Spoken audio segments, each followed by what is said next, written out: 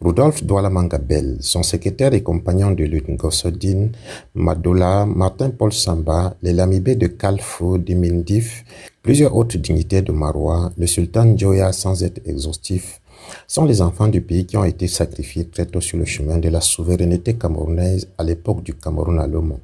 Plus tard, ce sont les Oumniobé, Jacob Fossi, Castor Osende Afana, Félix Roland Moumier, Ernest Wandier et bien d'autres qui ont suivi leur pas sur le même chemin lors des luttes d'indépendance. Toutes ces figures cachaient d'autres milliers de Camerounais exécutés par fusillade, par noyade à partir des sommets des chutes, par empoisonnement, par enterrement vivant, par torture, par asphyxie comme ceux du train de la mort, par dissolution dans l'acide, par extermination au napalm et dans les geôles. Parmi eux, les plus chanceux ont été enterrés à des endroits identifiables, certains dans les fosses communes, d'autres abandonnés en forêt ou emportés par les eaux. Dans l'ensemble, en dehors de quelques-uns dont les dates des assassinats sont timidement commémorées chaque année par des proches et les familles politiques, la grande majorité est rentrée dans les oubliettes, la mémoire effacée de l'histoire. Le Cameroun n'a jamais fait le deuil au sens africain de ses fils et filles, leurs âmes n'ont pas été expiées, le pays ne leur a pas encore dit au revoir en coupant les liens. Ces fils patriotes continuent pourtant de mourir, dans des conditions différentes, mais meurent tout de même. Le tout dernier encore vivace dans les mémoires est Ekane Anis Georges, mort le 1er décembre 2025 dans les geôles du pouvoir où il était détenu pour ses opinions politiques. Sa dépouille a été libérée des cellules le 23 février 2026 et est désormais à la disposition de sa famille.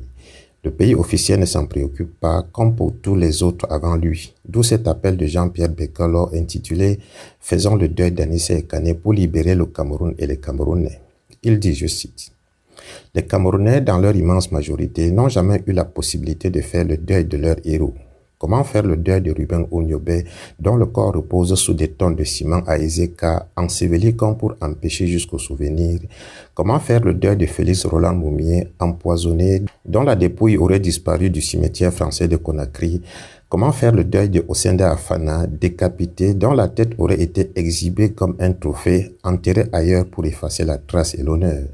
Et je ne parle pas seulement des martyrs moins nommés, des Singa Martin, des centaines de milliers de morts au napalm dans les pays Bassa, Bamileke, Banen. Je ne parle pas non plus du deuil impossible d'Amadou Ahidjo, mort en exil à Dakar, loin de la terre qu'il avait dirigée. Un pays qui ne peut pas enterrer ses morts dignement ne peut pas se reconstruire. Un peuple à qui on a volé ses sépultures s'est vu voler aussi sa mémoire. C'est pourquoi le deuil d'Ekane Anis ne peut pas être un deuil ordinaire. Il doit devenir le moment inaugural d'un travail collectif.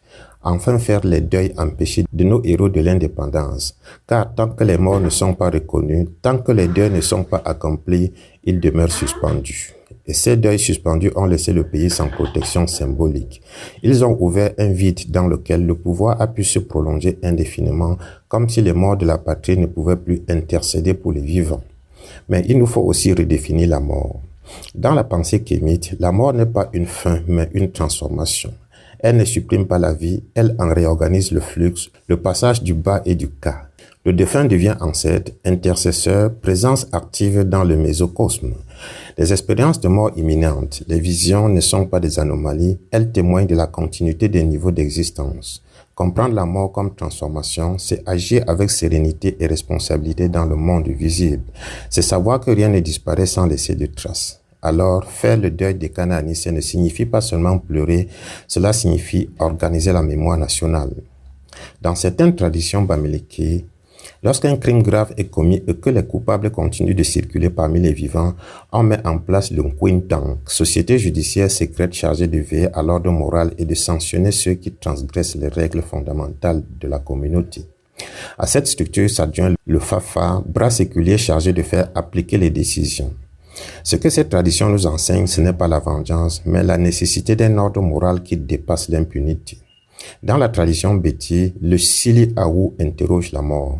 Nous devons poser la question de l'Evu qui mine le Cameroun depuis le sommet. Si c'est l'Evu Nzongo, l'Evu Mbenga ou l'Evu Meton, cette force destructrice qui peut habiter un individu et dévaster tout autour de lui. Il nous revient alors d'interroger symboliquement quelle est la nature de l'Evu qui a conduit le Cameroun là où il se trouve aujourd'hui. Et comment convoquer le Mbigi, force de la réparation et de protection pour neutraliser ce qui détruit le pays. Chez les Sawa, il existe l'Ekbo, tribunal secret distingue du Ngondo populaire. L'Egbo permet de dire ce que l'on ne peut pas dire à visage découvert. Il ouvre un espace de vérité lorsque la parole publique est empêchée. Ainsi, le deuil d'Anissé Ekane devrait être plus qu'une cérémonie. Il devrait devenir un moment où chaque peuple du Cameroun mobilise ses ressources symboliques, spirituelles et morales pour accomplir ce qui n'a jamais été accompli, faire les deuils empêchés de l'indépendance, nommer les crimes, briser l'impunité et purifier symboliquement l'espace national. Car un pays qui ne fait pas ses deuils reste hanté. Et un pays hanté ne peut pas se projeter dans l'avenir. Faire ce deuil d'Anissé Ekane est une affaire de tous. Faire le deuil d'Anissé Ekane, c'est libérer les morts. Faire le deuil d'Anissé Ekane, enfin, c'est libérer les vivants. Fin de citation.